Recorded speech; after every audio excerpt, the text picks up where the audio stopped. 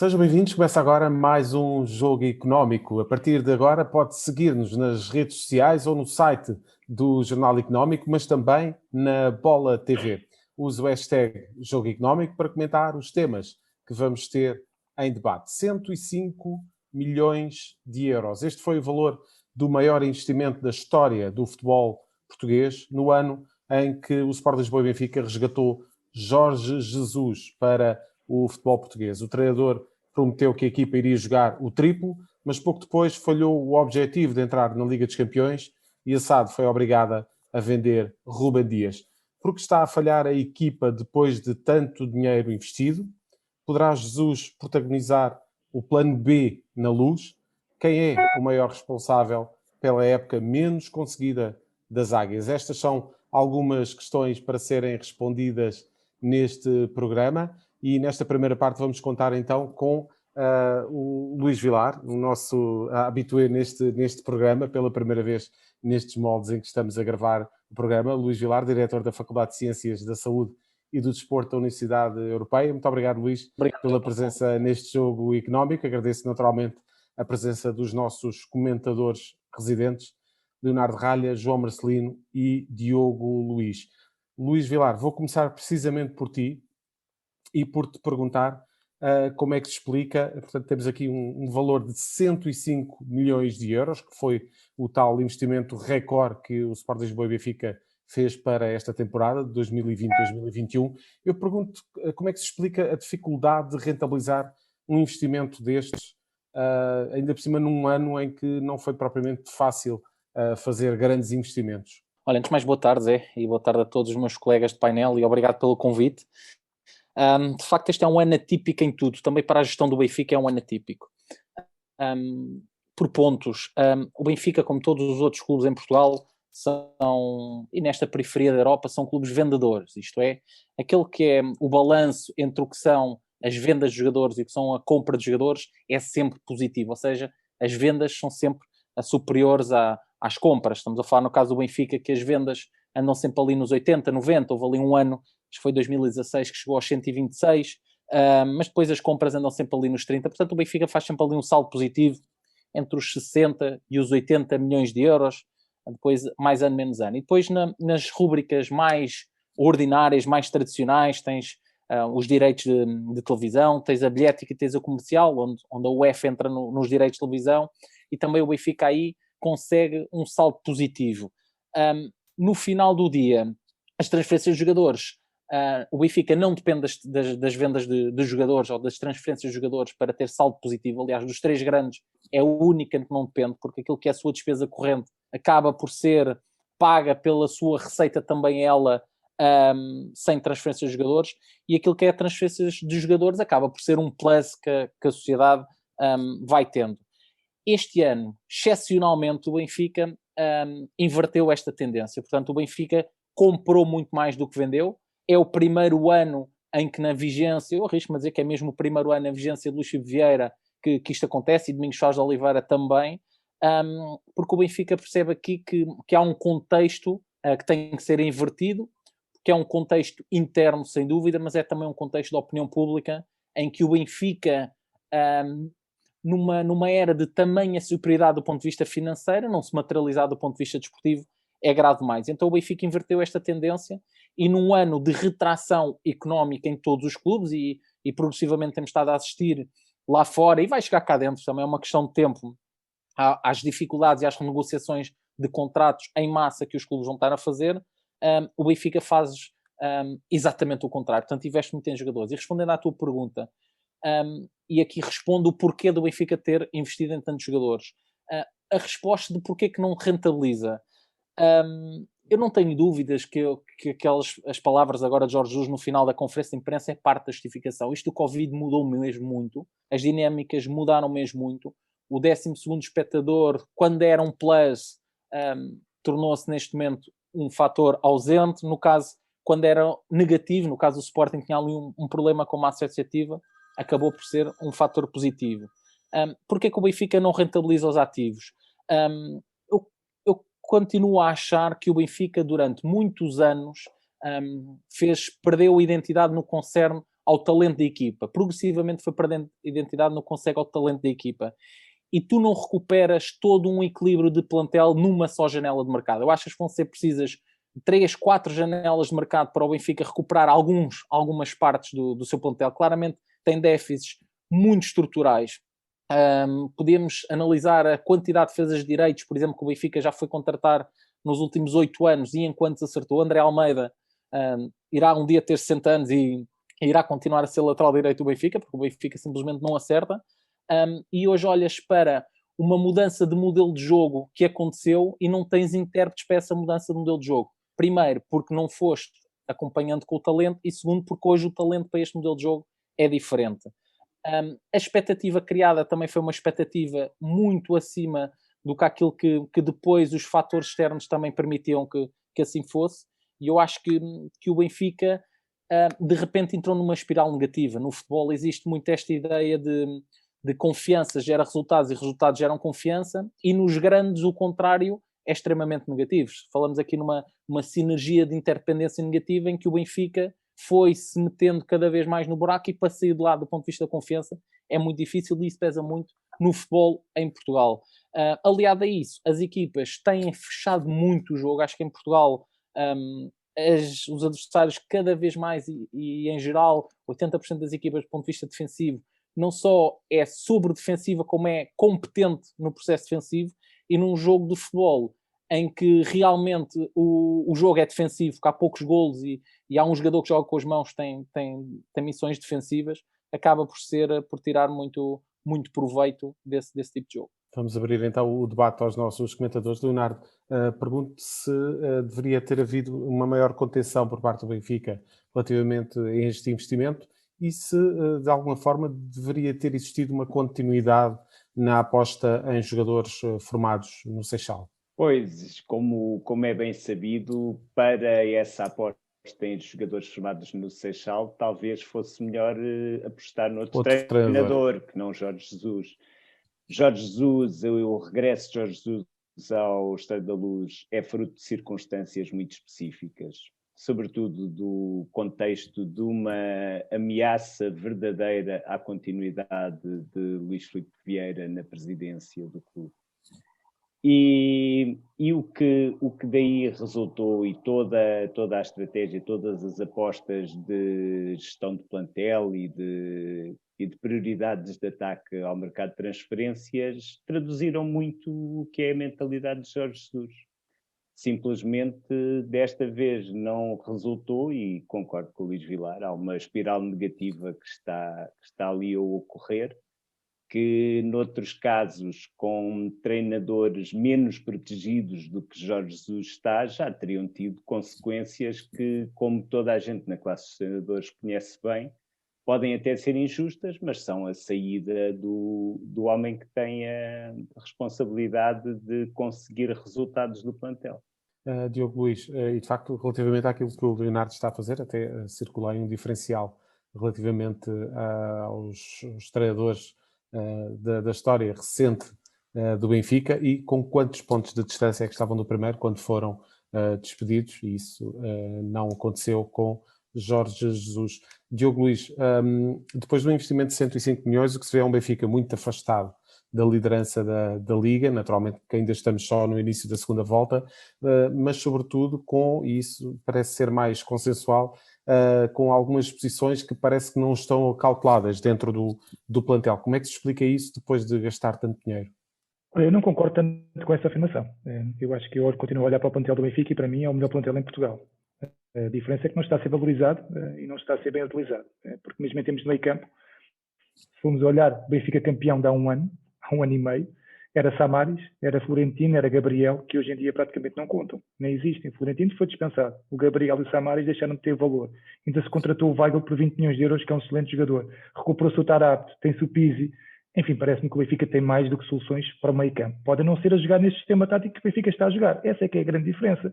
Porque se nós olharmos para o plantel do Benfica, hoje em dia não conseguimos ver nenhum jogador com grande potencial. Olhamos para o Darwin, que nos parecia um grande jogador e se calhar que já desconfiamos. Não tem a ver com a qualidade individual, tem a ver com a qualidade coletiva. Olhamos para o Everton, que foi titular na seleção do Brasil e na Copa América, foi dos melhores jogadores da Copa América e chega ao Benfica e não consegue aparecer.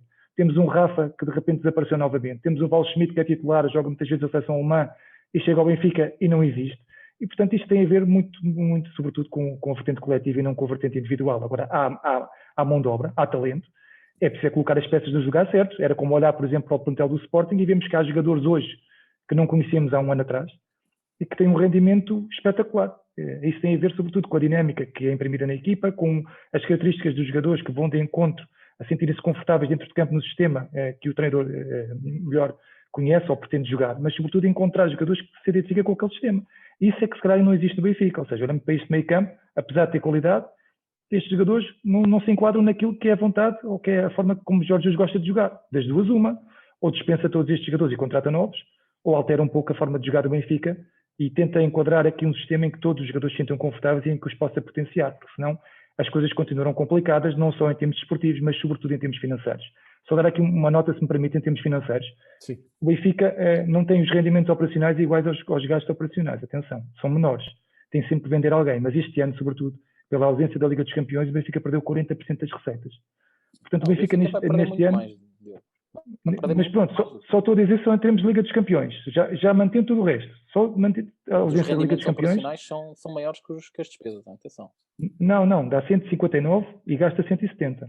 Atenção, sem vendas de jogadores, no ano passado. Sim, com a bilhética, portanto, já em baixo, claro.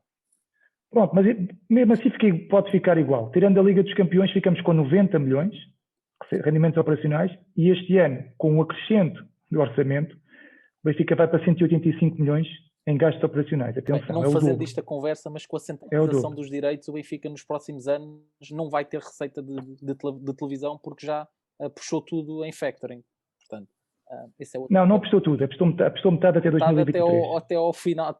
Até 2023. Até 2023, 2024. Não, mas o que é que eu quero dizer? O que eu quero dizer é que a Liga dos Campeões é que tem uma grande influência nos resultados financeiros de um clube. E, sobretudo, depois também tem influência na venda ou não de ativos, de valorização de ativos, porque é a Liga dos Campeões onde os jogadores se valorizam. Não é no nosso campeonato. Também não é na Liga Europa se não se conseguir chegar até às fases finais, que eu acredito que este ano o Benfica irá ter dificuldades em fazê-lo. Portanto, acima de tudo, tem muito a ver com isso. E se o Benfica este ano as coisas não correrem bem, para o ano não entra na Liga dos Campeões e terá ainda mais dificuldades em termos financeiros, poderá ter que vender ativos e poderá não ter capacidade para ir ao mercado e ter um bom plantel novamente. O que é que quero dizer com isto? Que em 2 anos o Benfica deitou tudo a perder em termos de aquela vantagem financeira que tinha referente aos adversários.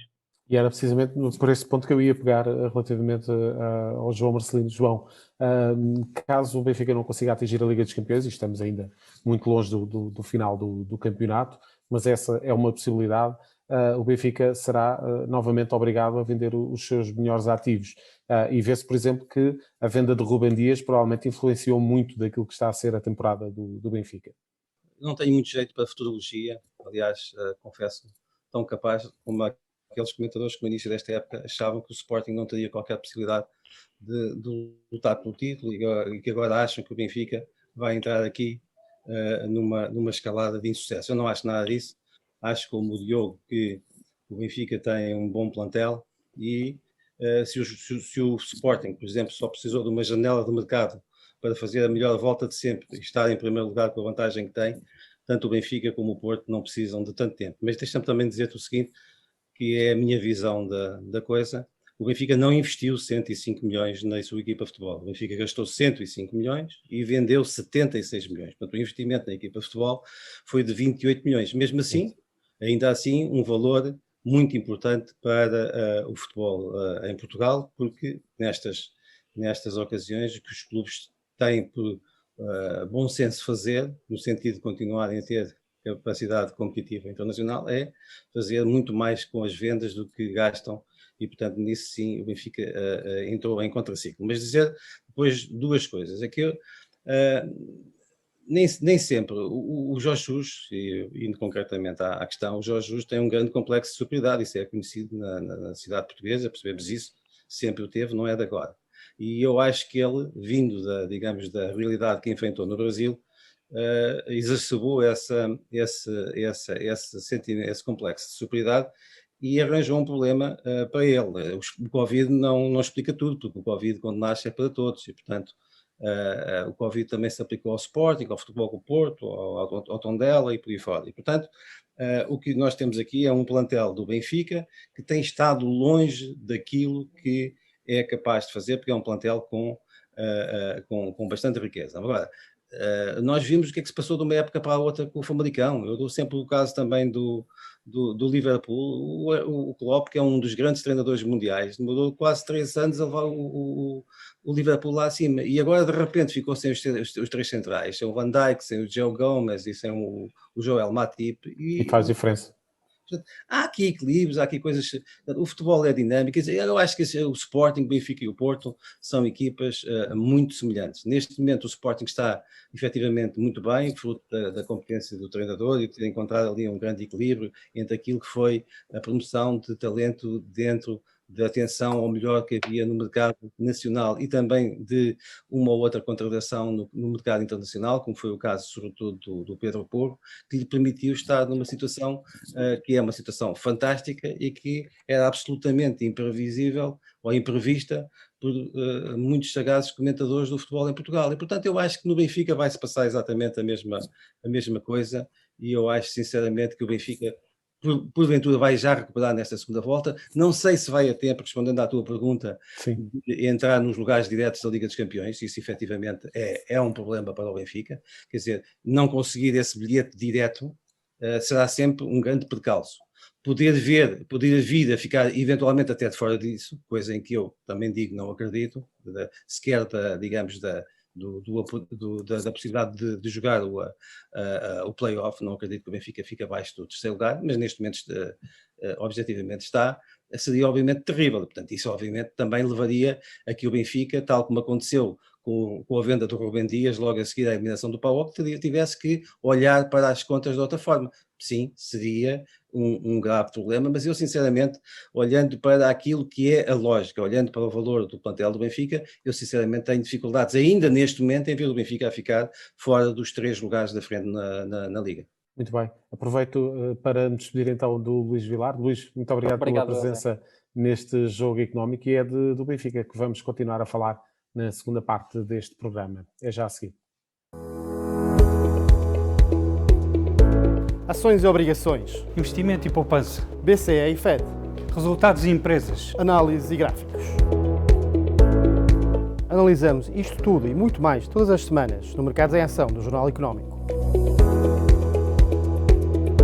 Temos analistas de topo em estúdio e em direto de Londres, Washington e de vários pontos do globo. No Espaço Empresas convidamos líderes de negócios que marcam a diferença em Portugal e lá fora. Contribuímos ainda para a literacia financeira com a palavra da semana. Não percam Mercados em Ação nos sites e nas redes sociais do Jornal Económico.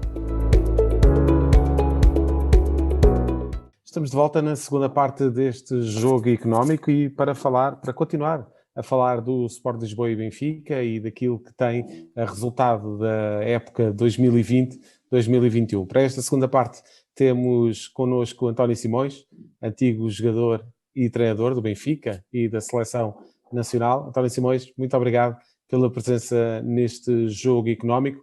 Nesta segunda parte vamos falar de uma parte mais política e falar um pouco daqueles que são os protagonistas visíveis no clube. E começo por lhe perguntar relativamente a Luís Filipe Vieira. Foi reeleito como presidente do Benfica há poucos meses. No entanto, a prestação do Benfica na Liga, a não entrada na Liga dos Campeões, tem suscitado algumas críticas à gestão do atual presidente do Benfica. Como é que vê estas críticas num espaço tão curto de tempo em que já foi reeleito?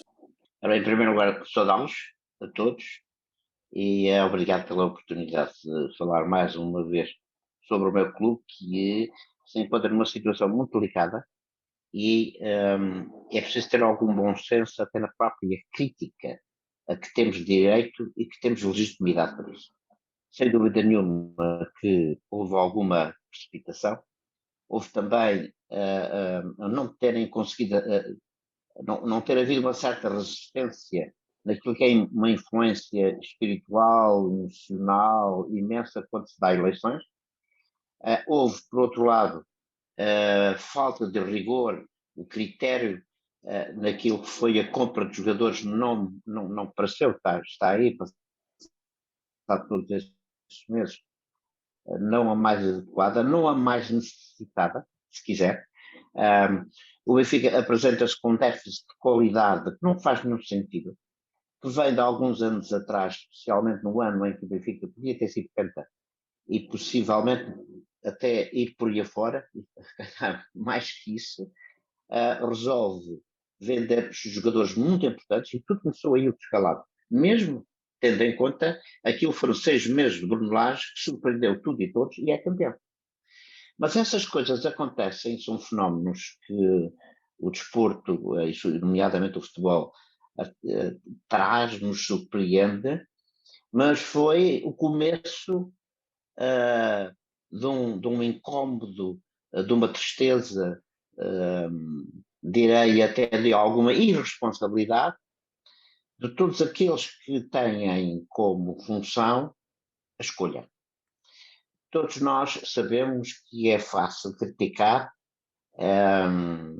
e não conseguimos resistir a esta tendência também emocional de ser do clube e ver o clube ser maltratado, entre aspas, digo eu.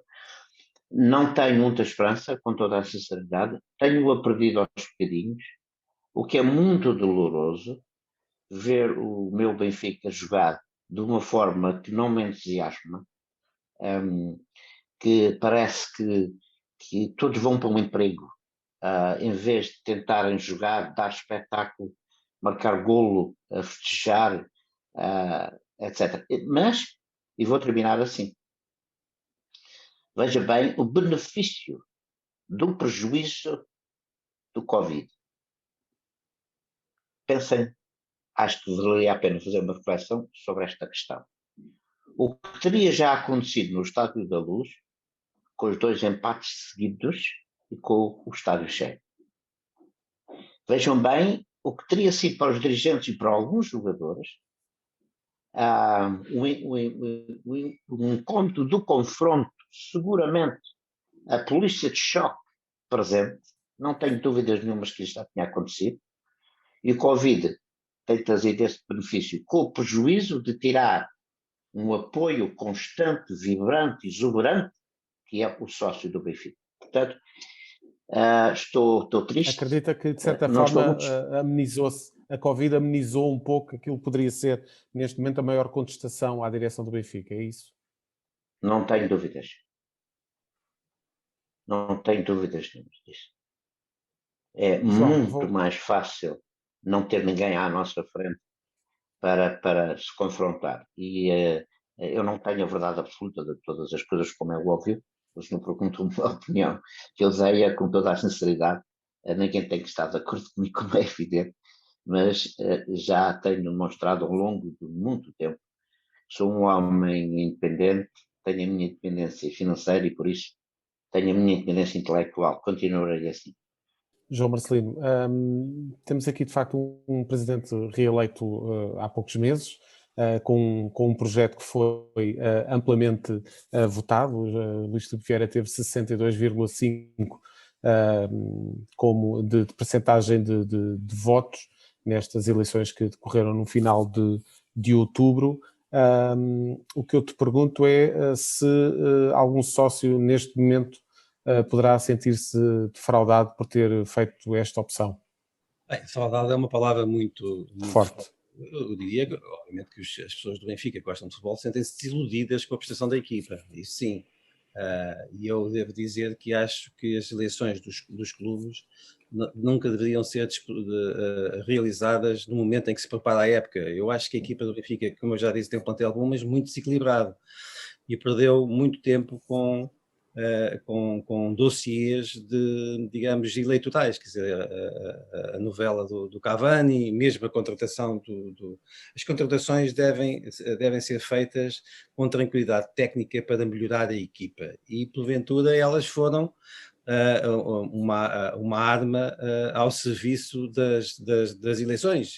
Enfim, isso é legítimo e se calhar passar a seguir noutro qualquer clube e em qualquer parte do mundo, mas eu acho que isso é prejudicial para o clube e para a equipa. E eu vejo que o Benfica tem, por exemplo, excesso de jogadores em algumas posições e depois falta de noutras. Ainda agora, por exemplo, vem o Lucas Veríssimo. O Benfica já tem jogadores titulares na posição de defesa central, um da seleção da Argentina e outro da seleção da Bélgica. A minha pergunta é, vai passar a jogar com 3 centrais? É por isso que vem o Lucas Veríssimo?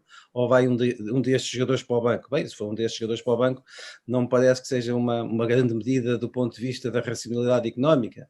E, portanto, o que eu noto é que o Benfica está a fazer uma má temporada, olhando objetivamente para aquilo que é a dimensão do clube e para aquilo que tem feito, está a fazer uma má temporada. Penso que há ali capital para melhorar. Não me parece que o Benfica vai entrar, como aqui já disse na primeira parte do programa, numa crise de muitos anos, nada disso. Acho que o Benfica tem um plantel que, devidamente apetrechado, pode perfeitamente ficar à altura daquilo que são as exigências do clube. Agora tem que equilibrar. Há posições em que não tem jogadores. Naquela posição, por exemplo, de apoio ao ponta de lança, em que há poucos anos tinha o Jonas e depois apareceu o João Félix. O Waldschmidt prometeu muito, mas tarda em concretizar. A nível dos médios centros, as coisas também não têm estado a funcionar. Depois, a isso, obviamente, entra também a dinâmica coletiva, em que Jesus não tem conseguido mostrar o trabalho que já mostrou noutras alturas no Benfica e no Flamengo. E, portanto, tudo isso junto faz com que o Benfica realmente esteja a fazer uma época decepcionante. Agora, eu, em relação às eleições e em relação aos mandatos, eu tenho uma posição que para mim é válida tanto para os clubes como para os países. Quer dizer, os mandatos são para cumprir, portanto as pessoas do Benfica fizeram esta escolha. Agora, o que devem ser é exigentes, não é? E eu acho que por aí o Benfica está razoavelmente salvaguardado porque tem uma opinião muito exigente e, portanto, isso fará o seu sentido e, com certeza, que a direção do Benfica neste momento também não pode olhar para o futebol e pensar que as coisas estão a correr bem. Não estão. Diogo, a determinada altura existiu aqui uma situação que foi uma reunião da direção com os capitães de equipa. Ao que se sabe, não esteve presente nenhum elemento da equipa técnica do Benfica. Jesus muito tempo de fora a acompanhar a equipa à distância por ter estado infectado com Covid-19. Tudo isto tem sido fatores que têm contribuído para uma temporada menos conseguida? Sem dúvida, o Covid veio prejudicar, veio criar mais dificuldades. Parece aqui 2 pontos importantes. Ponto número 1, eu acho que a estrutura do Benfica não estava preparada para o Covid. E quando eu digo não estava preparado para o Covid, não é para a doença em si. É pelo facto de jogar sem espectadores no estádio. Os jogadores parece-me que não estão tão concentrados ou tão focados como estariam se os espectadores estivessem no estádio. Ou seja, há aqui determinados fatores e são pequenos pormenores que fazem a diferença. E parece-me que a estrutura não preparou na devida proporção aquilo que devia ter feito, o trabalho extra que era necessário. É um trabalho do ponto de vista psicológico, um trabalho psicológico, preparar o emocional do jogador, é isso? Sem dúvida. Eu acho que isso também tem muita influência. Ou seja, é uma coisa que nós não falamos muito, mas, em minha opinião, tem aqui muita influência. Relativamente à questão, Jorge Jesus não estar naturalmente que condiciona, mas estamos a falar de um período recente. Estamos a falar de um período de 15, 20 dias. A verdade é que, desde o início da época, que o Benfica nunca conseguiu jogar um bom futebol. Nunca conseguiu ser uma equipa deslumbrante. Eu comparo, por exemplo, o Braga com o Benfica e dou muitas vezes este exemplo. O Braga também já perdeu alguns jogos, mas a verdade é que os adeptos do Braga perceberam que o Braga jogou sempre melhor, criou sempre oportunidades de gol. Teve ali um outro jogo em que a bola não entrou. O Benfica, pelo contrário, tem tido muita dificuldade em criar oportunidades de gol e permite muito espaço aos adversários, que é algo que não é normal, não só no Benfica, mas nas equipas de Jorge Jesus. E como tal, claro que o Covid condiciona, como condiciona toda a gente, e durante um período condicionou muito o Benfica, é uma realidade, mas a verdade é que no pré-Covid o Benfica já apresentava muitas dificuldades, inclusivamente já estava a alguns pontos de distância do primeiro classificado, e sempre que jogou contra equipas grandes, o Benfica teve dificuldade e não conseguiu vencer os seus jogos. O único jogo que o Benfica conseguiu pontuar foi frente ao Futebol Clube do Porto, em que, na minha opinião, possivelmente pode ter sido o melhor jogo da época, em que a equipa conseguiu, alterando o sistema tático, deixando os jogadores confortáveis. Eu digo sempre isto, quando os jogadores estão confortáveis, as coisas saem. Quando queremos adaptar as características dos jogadores a um sistema nosso, as coisas ficam mais complicadas. E parece-me que é um bocadinho por aí que o Benfica tem estado a falhar. Não sei se só posso dar aqui um pormenor, andando um bocadinho para trás. Eu estive a ver o nosso programa em agosto de 2020 e nós, na altura, chamámos a atenção para alguns pormenores quando falámos da contratação de Jorge Jesus. Nós chamámos a atenção para o risco financeiro, que era contratar um treinador por este valor, sabendo que os objetivos do Benfica era apenas ganhar o campeonato e estar presente na Liga dos Campeões. Justificava-se esse investimento, risco financeiro. Depois falámos do risco desportivo. Terceira eliminatória da Liga dos Campeões e possivelmente num campo neutro o que é que podia acontecer. E depois falámos no risco do presidente que estava diretamente ligado ao treinador.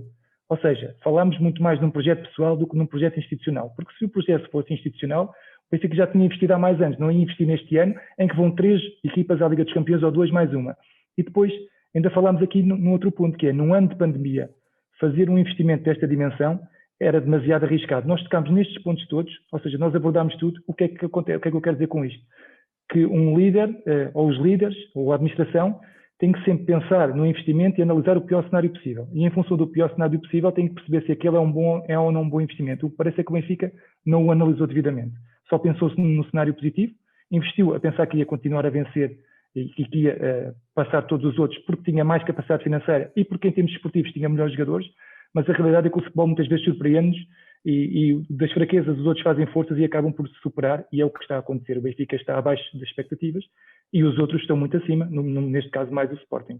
Leonardo, já se fala de um plano B para o Benfica na próxima temporada, enfim, cortes salariais para esta temporada, e na próxima época uma aposta mais segura na prata da casa, nos jogadores do Seixal.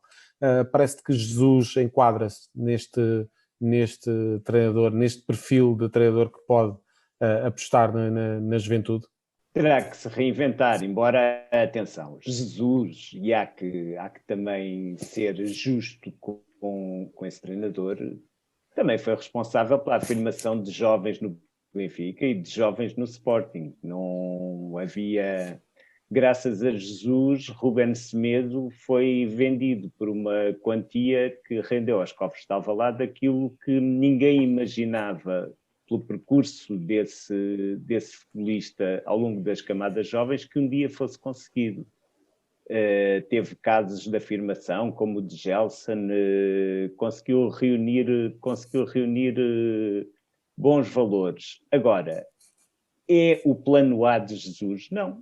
Até hoje nada indica que o plano A de Jesus tenha a ver com a valorização de jovens. Jesus tem uma outra concepção de jogador. Ele muitas vezes disse que tudo bem, que apostou em jogadores estrangeiros ainda com muita margem de progressão e que os trabalhou bem, e é um facto também.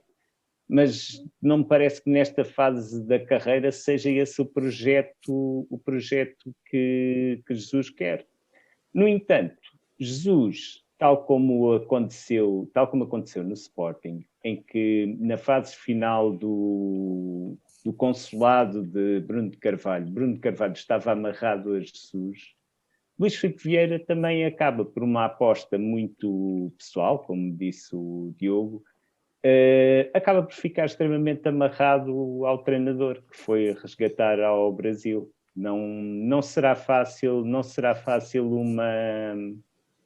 ver Jesus a protagonizar uma estratégia tão diferente, sinceramente. Olha, Simões, muito rapidamente, já estamos a terminar a segunda parte deste jogo económico. Pergunto-lhe se lhe custa ver o Benfica com uma aposta tão escassa em jovens jogadores.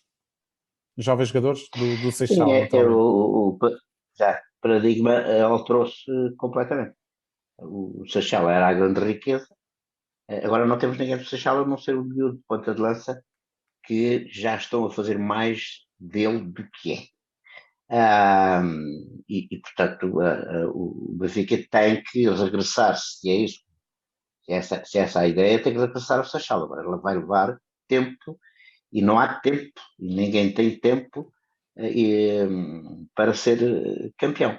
Mas eu gostava de acrescentar aqui o seguinte: o Jesus, que é um bom treinador, mas não é nenhum salvador. Ninguém salva ninguém, isso tudo conversa. O Diogo foi jogador, sabe perfeitamente quem joga são os jogadores. Não são os treinadores, pouco jogam, têm importância, claro que têm.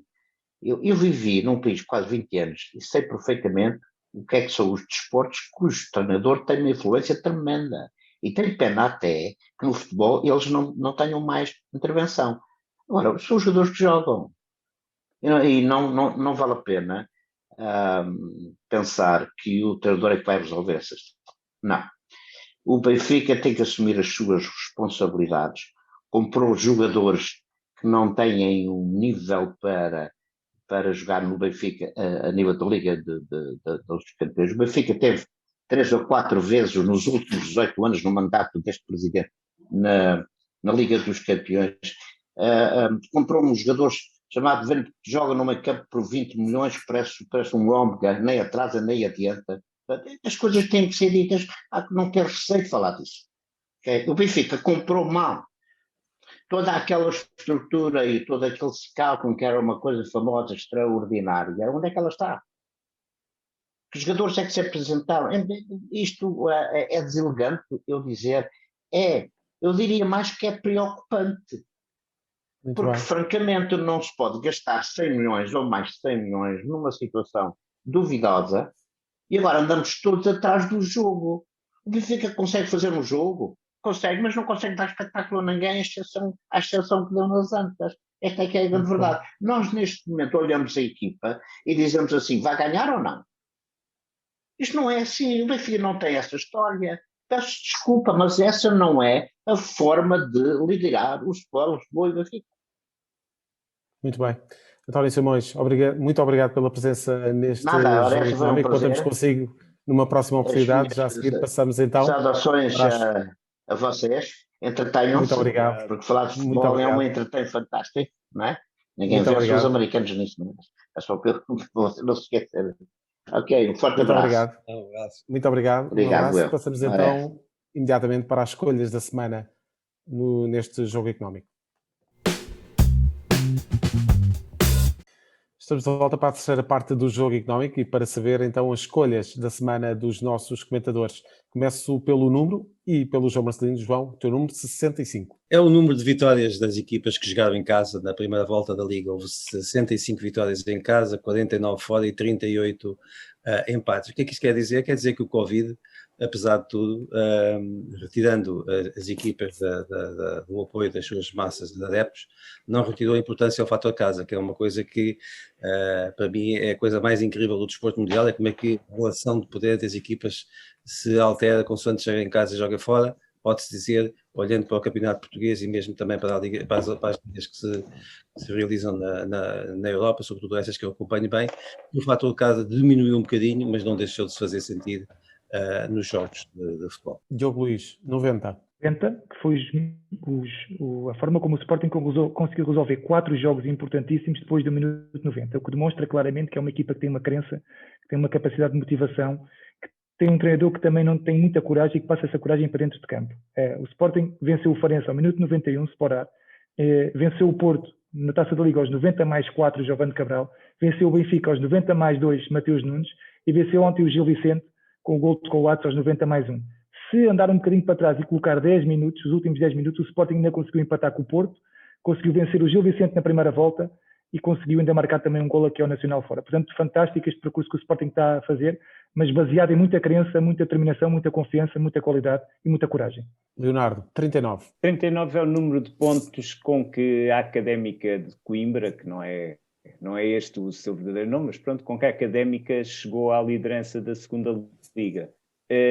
Ainda há bastante campeonato para disputar, há uma grande luta entre a Académica, o Estoril, o Feirense, com outros clubes perto, mas não só um histórico do futebol nacional parece estar mais próximo de regressar àquele que deveria ser o seu lugar, como a região centro, que tem andado muito aliada do principal divisão do futebol nacional, pode ganhar ali um representante de peso. Passamos para os protagonistas. João, o teu protagonista, Seba Coates. Obviamente pelos 2 golos que marcou e que decidiram o jogo em Barcelos, mas não só apenas por isso. Ou seja, o Coates tem sido, esta temporada, tirando os golos do Pedro Gonçalves, o jogador mais importante do Sporting, é o capitão, e muito mais que isso é o líder da equipa.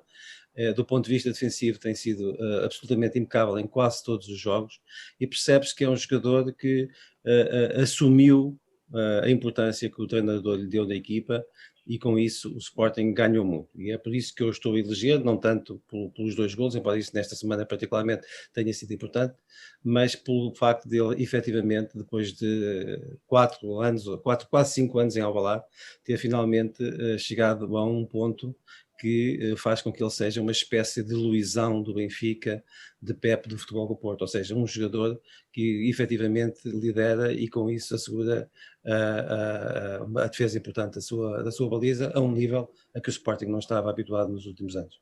Leonardo, o teu protagonista também é Coates. E mais uma vez, tal como o João, mais do que os golos, que foram decisivos e que mostraram um querer e uma capacidade muito acima da média, embora também seja verdade que logo no início do jogo Coates podia ter sossegado os adeptos leoninos, porque teve uma oportunidade flagrante para marcar e falhou de uma ocasião que seria bem mais fácil do que as duas que concretizou.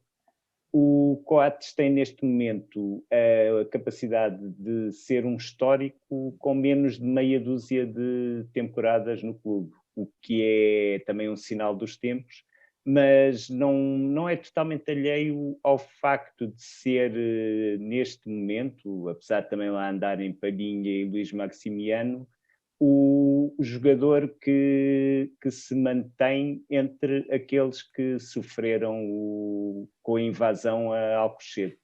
É uma referência, tem representado muito bem o clube. Se puder erguer uma taça de campeão, só lhe ficará bem. Diogo, fechamos com Bernardo Silva. É verdade, ressalvando aqui que, em minha opinião, o Coates também merecia ser a figura da semana e bem realçado pelos meus colegas. Eu chamo o Bernardo Silva sobretudo porque é o reaparecimento do Bernardo Silva. Passou aqui uma fase mais conturbada ao longo da época, em que nem era titular no Manchester City e de repente apareceu, e muito bem. E com destaque neste jogo em Liverpool, onde venceram por 4-1, em que ele não foi brilhante em termos técnicos, mas foi brilhante em termos físicos, em termos de trabalho coletivo, equilibrou o meio campo por dentro, correu, roubou bolas e depois teve aquele pormenor com uma classe inacreditável, a forma como serviu o Sterling para o terceiro gol do Liverpool. Está de regresso e ainda bem, porque a nossa seleção precisa de um grande Bernardo Silva e é por isso que o coloco como figura da semana. Muito bem. Diogo Luís, Leonardo Ralha, João Marcelino, muito obrigado pela presença neste Jogo Económico. Voltamos para a semana com os números que contam dentro e fora das 4 linhas. Até para a semana.